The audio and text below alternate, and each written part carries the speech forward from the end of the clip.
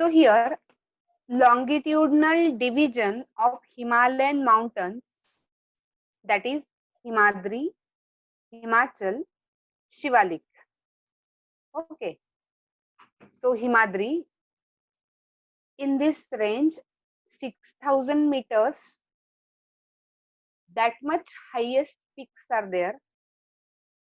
This is the northernmost range in Himalaya. Then we will move to Himachal. Then south of Himadri, there started Himachal range. This is also known as Lesser Himalaya. Average height of the peaks is 3,700 meters to 4,500 meters. Then we have seen in yesterday's lecture that after Himachal, there is Shivalik range. This Shivalik range is outermost range of Himalaya, not much wide, and means average elevation is also not very high, that is 900 to 1100 meters. So only that much highest peaks are existed in Shivalik range. Shivalik range में सिर्फ इतने highest pics होते हैं. सो ऊपर वाला जो देखा वो लॉन्गिट्यूडनल डिवीजन देखा हिमालय का. Now division of Himalaya on the basis of regions. इसमें देखो पंजाब हिमालय. पंजाब हिमालय कहाँ पर लोकेटेड है? इंडस एंड सतलज रिवर के बीच में. The area lies in between Indus and Sutlej river is known as Punjab Himalaya. Local names भी है इसके. कुछ लोकल नेम्स में इसको कश्मीर हिमालय बोला जाता है, कहीं पर इसको हिमाचल हिमालय बोला जाता है. तो depends. Second one is Kumaon Himalaya. Kumaon Himalaya में that area is between Sutlej to Kali river. Sutlej और काली रिवर के बीच में जो एरिया आता है that is known as Kumaon Himalaya. Then third one that is Nepal Himalaya. Nepal Himalaya जो है Kali river to Teesta river, इसके बीच में का जो एरिया है that is known as Nepal Himalaya. And last one is Assam Himalaya. Assam Himalaya जो है that is Teesta river and Dihang river, इसके बीच में का जो एरिया है Teesta to Dihang, so that area is known as Nepal Himalaya. तो ऐसे फ्लो चार्ट आपको आपके बना के रखने हैं सो दैट मतलब इन केस कि कभी आपको रनिंग नोट्स फ्लोइंग नोट्स लेने की जरूरत पड़े तो इन दैट केस ये नोट्स आपके काम आएंगे. ठीक है. सो आज हम हमारा नेक्स्ट पार्ट देखते हैं that is northern plain. See dear students, ये जो नॉर्दर्न प्लेन है तो तीन मेजर रिवर के इंटरप्लेस है. तीन रिवर के इंटरप्लेस है, ये मतलब नॉर्दर्न प्लेन्स बने हैं. Name of the three reverse that is, तीनों रिवर का नाम देखिए, the Indus, the Ganga, the Brahmaputra. तो ये तीन रिवर के इंटरप्ले की वजह से ये जो एरिया है नॉर्दर्न प्लेन का ये एलिवियल सॉइल से फील हो गया था और इससे ये नॉर्दर्न प्लेन्स बने हुए हैं. ये जो डिपोजिशन है एलिवियम का, तो हिमालय के फुटहिल्स पर डिपॉजिट होता गया ओवर मिलियंस ऑफ ईयर्स. ये रिवर्स ने लाया हुआ डिपोजिशन वो वहां पर डिपॉजिट होता गया और ये फर्टाइल प्लेन बने. ठीक है. एरिया इसका 7 लाख स्क्वायर किलोमीटर इतना एरिया है और ये जो प्लेन है 2400 किलोमीटर इतना लॉन्ग है एंड 240 टू 320 किलोमीटर इतना वाइड है. Width that is length 2400 kilometre, underline this part, and इसका जो विड्थ है वो है 240 to somewhere it is 320 kilometre. मतलब कहीं 240 किलोमीटर है, कहीं पर 320 किलोमीटर, इतना इसका विड्थ है, इतना ये ब्रॉड है. और ये डेंसली पॉपुलेटेड फिजियोग्राफिक डिवीजन है. ये जो नॉर्दर्न प्लेन है, this northern plain is densely populated physiographic division. मतलब क्या, इस नॉर्दर्न प्लेन पर मतलब बहुत ज्यादा हायर पॉपुलेशन जो है वो देखने को मिलता है. ठीक है. देन अभी देखो सॉइल कवर यहाँ पर रीच है, एबंडेंट वाटर सप्लाई अवेलेबल है तीनों रिवर्स की वजह से, क्लाइमेट यहाँ पर फेवरेबल है और इसके वजह से एग्रीकल्चर जो है, तो ये जो ऑक्यूपेशन है एग्रीकल्चर, ये बहुत अच्छे से प्रैक्टिसाइज होता है. Agriculture, extensive agriculture is possible in northern plain. ये जो रिवर्स है जो नॉर्दर्न प्लेन से आ रही है नॉर्दर्न माउंटेन से, तो ये डिपोजिशनल वर्क्स में मतलब यहाँ पर देखा जाता है depositional work. Lower lower course में मतलब जेंटल स्लोप हो जाने की वजह से मतलब इसका जो वेलोसिटी है, speed of the water decreases, water का स्पीड डिक्रीज हुआ तो उससे क्या होगा कि मतलब जो भी लाया हुआ एल्यूवियम है, जो भी मतलब पत्थर है, छोटे मोटे सॉइल के पार्टिकल्स है, उसके बाद मतलब सैंड है, कोई मतलब ऑब्जेक्ट्स है जो बहा के लाए हुए हैं, वो डिपॉजिट होना स्टार्ट होता है। सो लोअर कोर्स में जो रिवर्स है तो न्यूमरस चैनल्स में बढ़ जाती है। ठीक है, सो मेनी न्यूमरस चैनल्स, अलग अलग न्यूमरस चैनल्स में वो बढ़ जाती है, और मतलब इसको उनकी डिस्ट्रीब्यूटरीज बोलते हैं। Dear students, what is the difference between tributary and distributary? Tributary और डिस्ट्रीब्यूटरी में फर्क क्या है? ट्रिब्यूटरी में आप ये कर सकते हैं कि एक रिवर जो है तो वो नंबर ऑफ चैनल्स में बढ़ गई, ये एक रिवर है और इसके ये 5 चैनल्स निकल गए, सो दिस इज ट्रिब्यूटरी। ये रिवर है, रिवर फ्लो हो रही है, यहाँ पर डिपोजिशन हो गया, एक फ्लो इधर आया, एक इधर आया, एक इधर आया, एक इधर आया, तो ये 5 चैनल्स में रिवर बढ़ गई है, दैट इज हो गई वो डिस्ट्रीब्यूटरी। और ये रिवर है, इससे आकर यहाँ ये रिवर मिली, ये साइड से ये दूसरी रिवर मिल रही है, सो दैट इज हो गया ट्रिब्यूटरी। ठीक है, ये फर्क है tributary and distributary. Northern plains जो है तो उसका मतलब ब्रॉडली उसको 3 सेक्शन में डिवाइड किया जा सकता है। वेस्टर्न पार्ट जो है नॉर्दर्न प्लेन का, उसको पंजाब प्लेन बोलते हैं, वो इंडस और उसकी ट्रिब्यूटरीज से बना हुआ है। देन लार्जर पार्ट जो है ये मतलब इंडस प्लेन का, वो पाकिस्तान में है। सो इंडस और उसकी जो ट्रिब्यूटरीज है जैसे झेलम है, चिनाब, रावी, बीज, सतलज, ये जो 5 ट्रिब्यूटरीज है ये सब हिमालय से ओरिजिनेट हो रही है। और ये जो सेक्शन है तो इसमें डॉब्स बहुत है। डॉब्स मतलब क्या? दो वाटर बॉडीज उसके बीच में जमीन, दो रिवर उसके बीच में लैंड, दैट इज डॉब्स। तो ये हो गया डॉब्स वाला पार्ट। अभी ये जो गंगा प्लेन है तो गंगा प्लेन एक्सटेंड हो रहा है आगे। पहला पंजाब प्लेन बताया मैंने, second one is Ganga plain. ये जो गंगा प्लेन है घग्गर और टिस्टा रिवर्स के बीच में जो एक्सटेंड हो रहा है दैट इज गंगा प्लेन। ठीक है, ये जो गंगा प्लेन है north India, Haryana, Delhi, UP, Bihar, थोड़ा बहुत झारखंड वाला part, west Bengal eastern side में, आसाम, सॉरी वेस्ट बंगाल, तो इतने इसमें ये गंगा गंगा प्लेन जो है स्प्रेड हुआ है। गंगा प्लेन जो है ये थोड़ा मतलब बड़ा है। और उसके बाद पर्टिकुलरली ब्रह्मपुत्रा प्लेन है, उसमें सिर्फ आसाम है। तो आसाम रीजन जो है that lies in Brahmaputra plain. तो ऐसे ये 3 ब्रॉड डिवीजन है। अपार्ट फ्रॉम दैट मतलब जो है नॉर्दर्न प्लेन एक फ्लैट लैंड है, इतने ज्यादा वेरिएशन इसमें नहीं है ऐसा बोलते हैं, पर ये ऐसा नहीं है, इसमें भी डाइवर्स रिलीफ फीचर्स हम देख सकते हैं। अभी ये जो वास्ट प्लेन है, ये इतना बड़ा प्लेन है, इसमें डाइवर्स रिलीफ फीचर्स कौन से? तो इसमें देखो, ये जो नॉर्दर्न प्लेन है इसको हम 4 कैटेगरी में डिवाइड कर सकते हैं। आपके साथ में मतलब स्क्रीन शेयर करती हूँ जो मैंने बनाया है।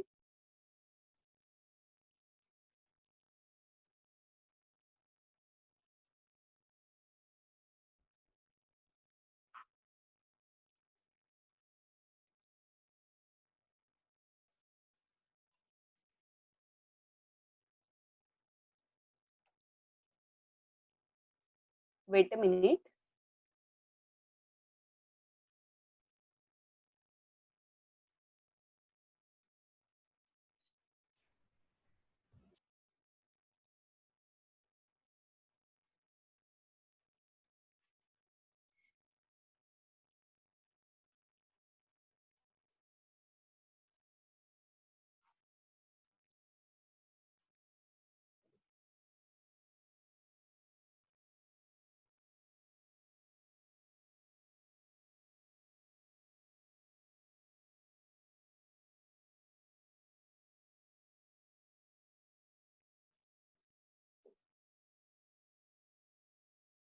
This is also different.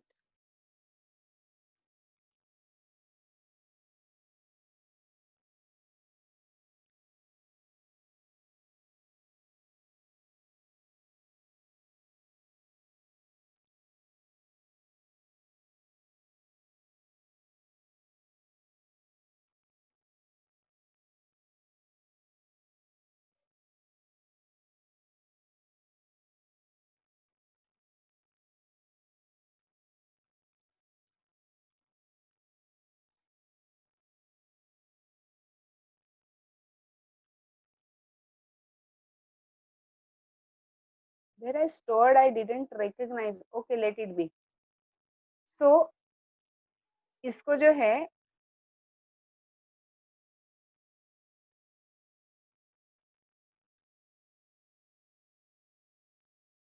हम 4 पार्ट में डिवाइड कर सकते हैं।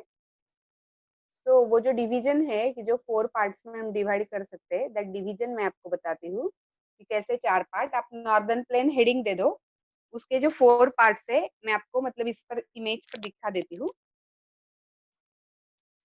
I have taken pic but not getting right now where it's stored. Okay.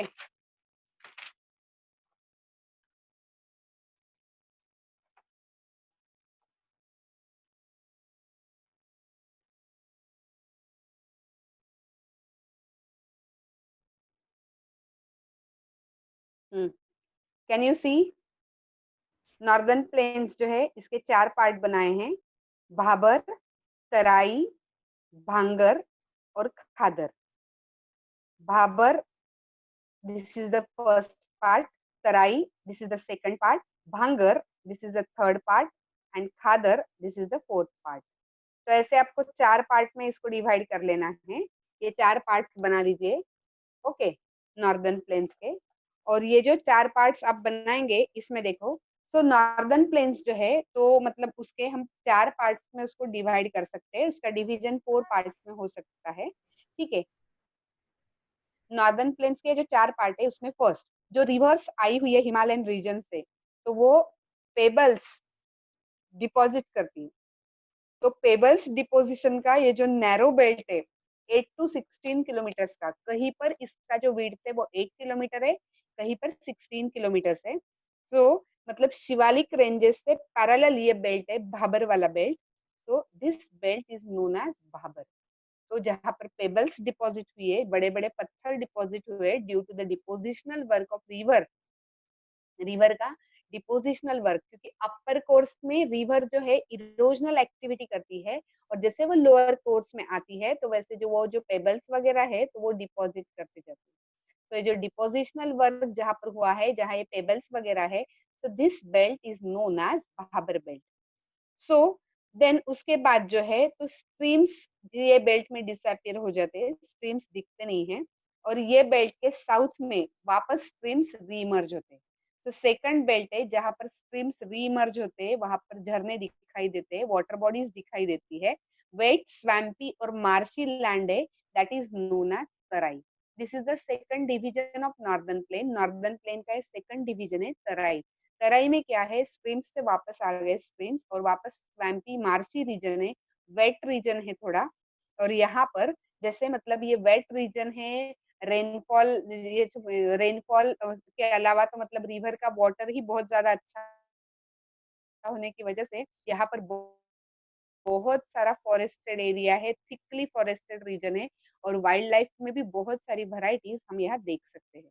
ये जो फॉरेस्ट है तो ये क्लियर किया गया था क्यों क्यों at the time of independence, Pakistan से जो माइग्रेंट्स आए थे तो ये माइग्रेंट्स को सेटल कराने के लिए some part of this thickly forested area that was cleared, वो क्लियर करवाया गया था। सो यही पर दूधवा नेशनल पार्क बना हुआ है, तो उसका लोकेशन आप यहाँ पे स्ट्रेस कर सकते हैं। लार्ज पार्ट जो है नॉर्दर्न प्लेन का तो वो ओल्डर एल्यूवियम सॉइल, मतलब पुरानी एल्यूवियम सॉइल से बना हुआ है। ये थर्ड पार्ट है नॉर्दर्न प्लेन का। तो ये जो ओल्डर एल्यूवियम सॉइल का बना हुआ ये जो थर्ड पार्ट है, तो ये फ्लड प्लेन के ऊपर वाले साइड में है, और ये टेरेस लाइक स्ट्रक्चर देता है। जैसे फ्लड प्लेन नीचे है तो उसके थोड़े ऊपर ये ओल्डर एल्यूवियम वाला पार्ट है, and this part is known as Bhangar. इसको हम भांगर बोलते हैं। फर्स्ट बताया भाबर, सेकंड बताया तराई, थर्ड इज भांगर। भांगर क्या है, ओल्ड एलिवियल सॉइल का एक पार्ट है, जिसमें मतलब फ्लड प्लेन्स के अपर वाला एरिया टेरेस लाइक स्ट्रक्चर, इतना इसमें याद रख लो या फिर फ्लो चार्ट में लिख लो। जो फोर्थ पार्ट है नॉर्दर्न प्लेन्स का, फोर्थ पार्ट तो इसको बोलते हैं खादर। ठीक है, ये जो सॉइल है ये रीजन की, ये कैल्करस डिपॉजिट्स लोकली नोन एज कंकर, कैल्करस डिपॉजिट्स इसमें ज्यादा होते हैं, कंकर बोलते हैं यहाँ पर। ये न्यू यंग एल्यूवियल सॉइल होती है। फ्लड प्लेन्स पे फ्लड की वजह से सॉइल डिपॉजिट होती जाती है, and that's why this region is known as khadar. इसको खादर बोलते हैं, ठीक है। है, ऑलमोस्ट एवरी ईयर ये रिन्यू होता है, एकदम फर्टाइल है और मतलब इंटेंसिव एग्रीकल्चर ये रीजन पर पॉसिबल है। तो these are 4 divisions of northern plain. Put another heading the peninsular plateau. ठीक है, दूसरा वाला हेडिंग लो peninsular plateau. Peninsular plateau again be divided into two parts, दो पार्ट में इसको डिवाइड करना है। ये दो पार्ट का डिवीजन जो है, एक है सेंट्रल हाईलैंड है और दूसरा है डेक्कन प्लेट्यू है। ठीक है, तो ये जो सेंट्रल हाईलैंड है, तो ये फर्स्ट डिवीजन है इसका, और जो डेक्कन प्लेट्यू है ये सेकंड डिवीजन है। तो इनके बीच में, इन बिटवीन, यहाँ पर जो है, तो central highlands and Deccan plateau, इनके बीच में मतलब रिवर नर्मदा जो है, तो रिवर नर्मदा आ रही है। तो नर्मदा रिवर के बीच में, नर्मदा रिवर बीच में आ रही है, और नर्मदा रिवर के आसपास, तो नर्मदा रिवर के नॉर्थ में ये सेंट्रल हाईलैंड लोकेटेड है, और नर्मदा रिवर के साउथ में ये जो पेनिनसुलर प्लेट्यू, जहां पर मतलब ये हमारा area Deccan plateau, peninsular plateau वाला, peninsular plateau that is Deccan plateau, वो लोकेटेड है। Okay, so it should be Deccan plateau. Peninsular plateau का डिवीजन ये डेक्कन प्लेट्यू होना चाहिए, तो होना चाहिए था peninsular plateau, that is known as Deccan plateau. Okay, so central highlands and Deccan plateau, जहां पर हमारा ये रीजन है, हम रहते हैं, दैट दिस पार्ट, वो जो है वो डेक्कन प्लेट्यू है। ठीक है, सो डियर स्टूडेंट्स, तो आगे देखो, तो ये जो डिवीजन है, तो ये हम कैसे करते हैं।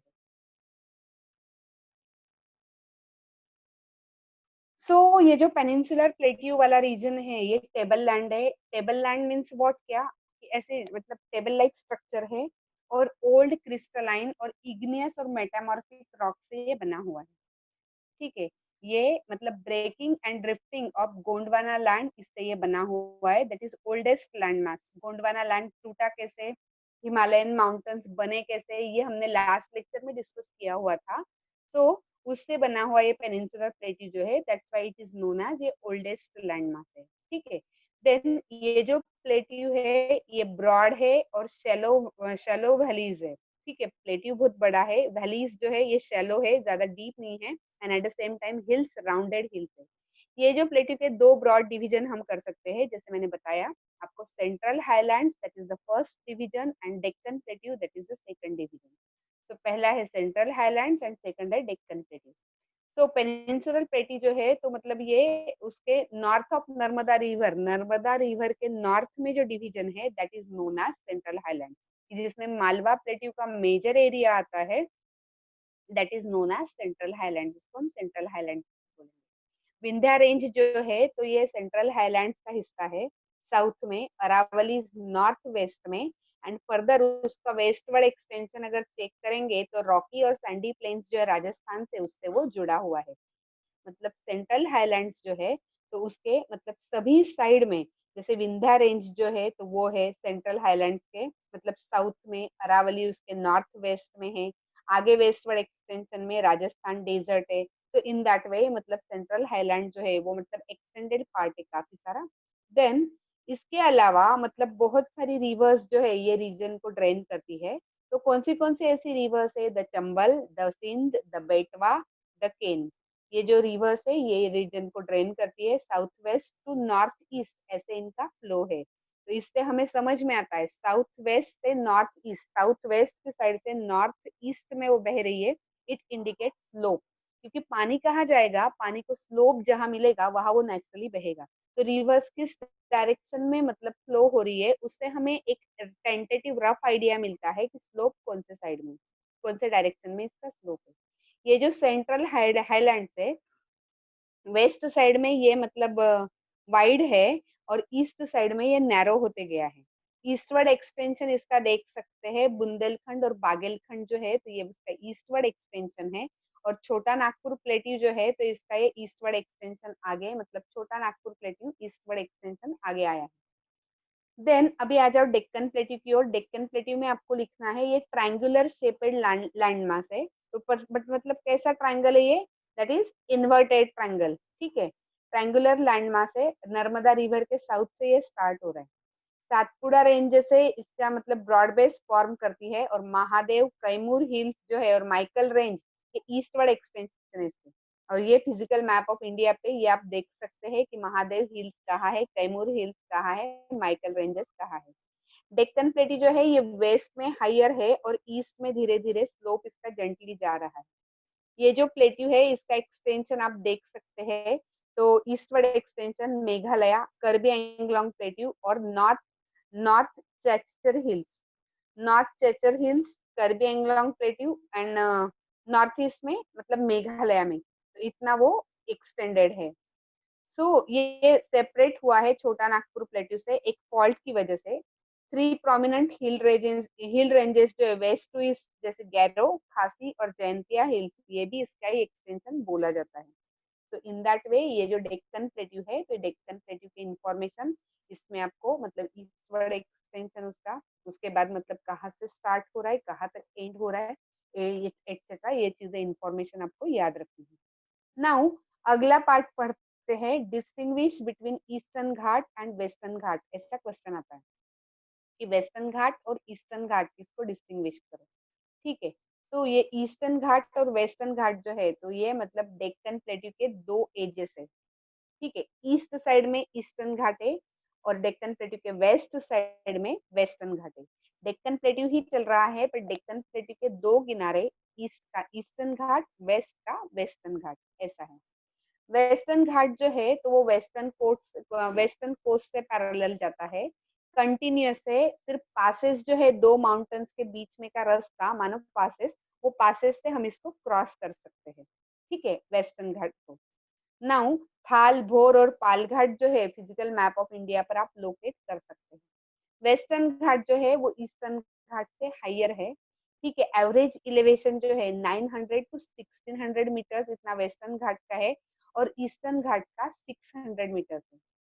ठीक है, ईस्टर्न घाट्स जो है तो महानदी वैली से तो नीलगिरी तक साउथ में वहां तक वो स्ट्रेच हुआ है। तो ईस्टर्न घाट्स जो है वो डिसकंटिन्यूस है, जैसे पढ़ा कि वेस्टर्न घाट कंटिन्यूस रेंज है, तो ईस्टर्न घाट डिसकंटिन्यूस है, क्योंकि बीच में रिवर ने इसको डिसेक्ट किया है। जो रिवर्स ईस्टर्न फ्लोइंग रिवर्स है, तो ये मतलब इधर घाट से निकल के ईस्ट की तरफ मतलब फ्लो होते हुए उन्होंने वो एरिया कट करके वो बे ऑफ बंगाल में मिल रही है। तो बे ऑफ बंगाल में जाने वाली रिवर्स ने इसको डिसेक्ट करके रखा है। ये जो वेस्टर्न घाट से, तो यहाँ पर ओरोग्राफिक रेन्स आते हैं, मॉइस्ट विंड्स जो है along with the slopes of western Ghat. Western Ghat के स्लोप से भी ये मतलब कुछ ओरोग्राफिक रेन्स जो है वो वहां पर पाए जाते हैं। ये जो वेस्टर्न घाट से ये अलग अलग नेम से जाना जाता है। वेस्टर्न घाट में हाइट जो है वेस्टर्न घाट की वो प्रोग्रेसिवली नॉर्थ टू साउथ, जितना साउथ की ओर जाएंगे उतनी उसकी हाइट इंक्रीज होती जाएगी। तो हाईएस्ट पीक के वेस्टर्न घाट का अनाईमुदी 2695 मीटर्स इतना हाई, और डोडा बेट्टा 2637 मीटर हाई इतना वो है। देन महेंद्रगिरी, ये ईस्टर्न घाट का है, that is highest peak of eastern Ghat, that is 1501 metre high इतना। सो ईस्टर्न घाट का हाईएस्ट पीक महेंद्रगिरी और वेस्टर्न घाट का अनाईमुदी एंड डोडा बेट्टा। ठीक है, then Shevaroy hills, Javadi hills, ये भी मतलब south east of eastern Ghat में लोकेटेड है। तो ये फेमस हिल स्टेशन उदगमंगलम, ये भी यही है। ऊटी, कोडाई कैनल, ऐसे जो फेमस हिल स्टेशन है ये सारे इसी रेंजेस में देखने को मिलते हैं, इसी घाट में देखने को मिलते हैं। सो पेनिनसुलर प्लेट्यू का एक डिस्टिंक्ट फीचर देखो, black soil area, that is Deccan plateau का जो ट्रैप है, डेक्कन ट्रैप, तो ये मतलब ये डेक्कन प्लेट्यू में लोकेटेड है, वोल्केनिक ओरिजिन से बिलोंग करता है। हेंस ये जो रॉक है तो ये इग्नियस रॉक है।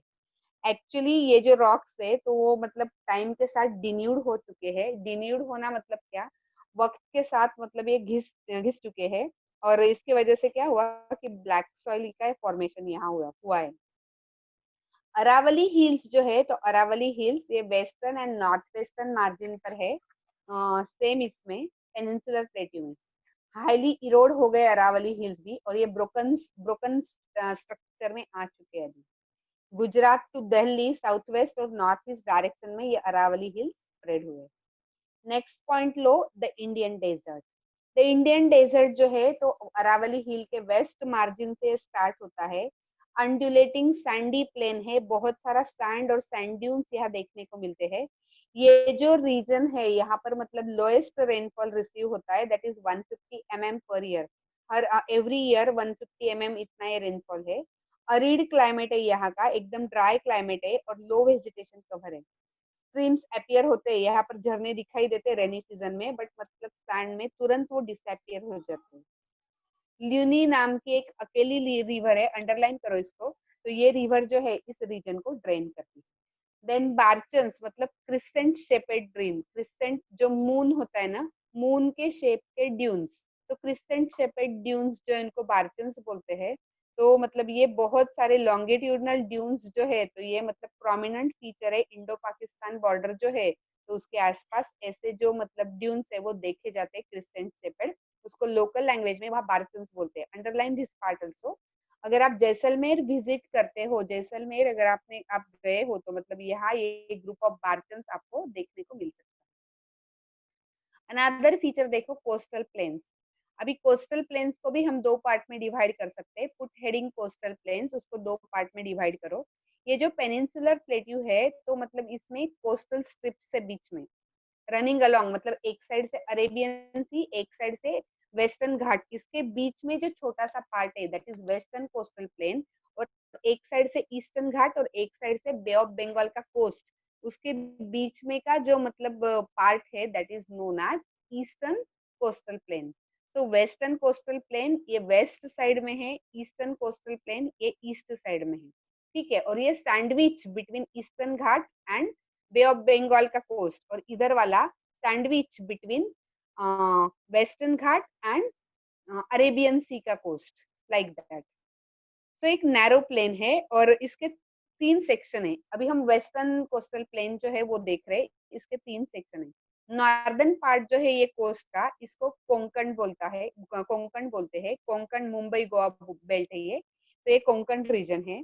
और उसके आगे जो मिडल पार्ट है दैट इज कन्नड़ा प्लेन से, और जो साउदर्न पार्ट है यहाँ पर that is Malabar coast, it is referred as Malabar coast.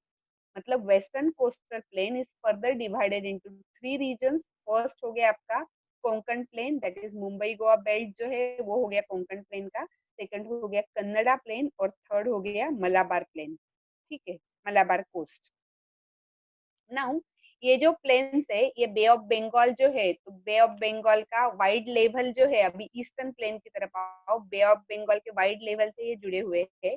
Northern part में है, उसको नॉर्दर्न सिरकार बोलते हैं। मतलब eastern coastal plains are further divided into two parts. जो ऊपर वाला है that is known as northern Sircar, और जो मतलब नीचे वाला है सदर्न मोस्ट पार्ट जो ये प्लेन का, it is known as Coromandel coast. Large rivers जैसे महानदी, गोदावरी, कृष्णा, कावेरी, तो इन्होंने एक्सटेंसिव डेल्टा यहाँ पर बना रखे। लेक चिल्का जो है एक इम्पोर्टेंट फीचर जो है eastern coast. Now island groups, that is the last part of this chapter.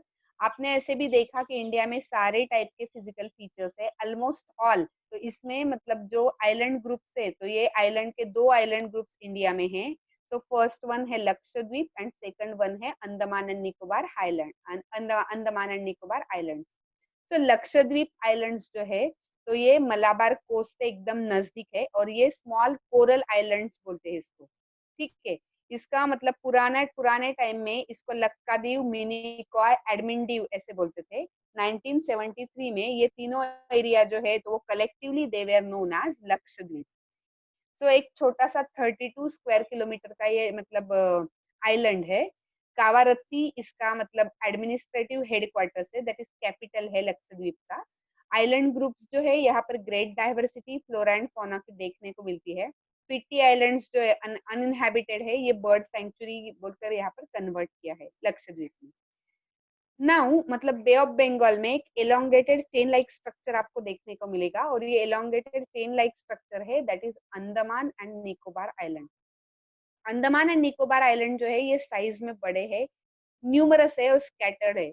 पूरा एंटायर ग्रुप ऑफ आइलैंड जो है that is divided into category, दो कैटेगरी में इसको डिवाइड किया है। अंडमान नॉर्थ वाला है, निकोबार साउथ वाला है। ये बिलीव किया जाता है कि ये जो आइलैंड है तो मतलब क्या है, माउंटेन्स पानी में डूब गए थे, तो ये माउंटेन्स का जो मतलब ये सबमरीन माउंटेन्स जो है तो उसका ये एलिवेटेड पोर्शन ऊपर वाला हिस्सा जो है ये आइलैंड में बदल गया है। ये जो आइलैंड ग्रुप्स है ये मतलब ग्रेट स्ट्रैटेजिक इंपॉर्टेंस के लिए इंपॉर्टेंस वाले है पूरे कंट्री के लिए। ग्रेट डाइवर्सिटी इसमें देखने को मिलती है फ्लोरा एंड फौना की। और ये जो ग्रुप है आइलैंड का तो मतलब ये एकदम आइडियल वन है नेचुरल ब्यूटी के लिए। ये जो आइलैंड्स है ये मतलब इक्वेटर से क्लोज है, इसके लिए इक्वेटोरियल टाइप का क्लाइमेट देखने को मिलता है और थिक फॉरेस्ट कवर यहाँ पर है। दैट इज वाई जो नेचुरल ब्यूटी है, नेचुरल सराउंडिंग है, तो one can enjoy this natural surrounding in these island groups. ठीक है। देन डिटेल अकाउंट जो है अलग अलग फिजियोग्राफिक यूनिट्स का इस चैप्टर में हमने पढ़ा। हर एक इसका यूनिक फीचर्स क्या है ये रीजन का, हर एक रीजन का वो हमने देखा। देन इससे मतलब हर एक रीजन कैसे एक दूसरे के लिए कॉम्प्लीमेंट्री है वो देखा कि जो कंट्री के नेचुरल रिसोर्सेज को रिच बना रही है। ये जो माउंटेन्स है ये मेजर सोर्स है वाटर एंड फॉरेस्ट को लेकर, फॉरेस्ट वेल्थ को लेकर। ये जो नॉर्दर्न प्लेन्स है तो ये ग्रेनरीज है कंट्री का, तो माउंटेन्स मतलब नदियां है वहां पर। देन ये जो नॉर्दर्न प्लेन्स है तो यहाँ पर ग्रेनरीज है। देन इजीली ये सिविलाइजेशन, फर्स्ट सिविलाइजेशन यहीं पर मतलब सेटल होना स्टार्ट हुई थी। देन ये जो प्लेट्यू है यहाँ पर मिनरल से बहुत सारे टाइप्स के जो मतलब इंडस्ट्रियलाइजेशन के लिए काम में आते हैं। देन कोस्टल रीजन और आइलैंड ग्रुप से फिशिंग और पोर्ट एक्टिविटीज के लिए बहुत ज्यादा यूजफुल है। सो इन दैट वे ये जो सारे फिजिकल फीचर्स है ये इमेंस इंपॉर्टेंस वाले हैं। फ्यूचर पॉसिबिलिटीज जो डेवलपमेंट की है ये इसी से लेकर है, तो इसके लिए ये इनका मतलब जो फिजिकल फीचर्स है तो इनको मतलब बचाए रखना, इनको फर्दर पोल्यूशन से इसको रोकना मतलब ये हर एक इंडियन की ड्यूटी हो सकती है। अभी मतलब in that case if you have any doubt you can ask me.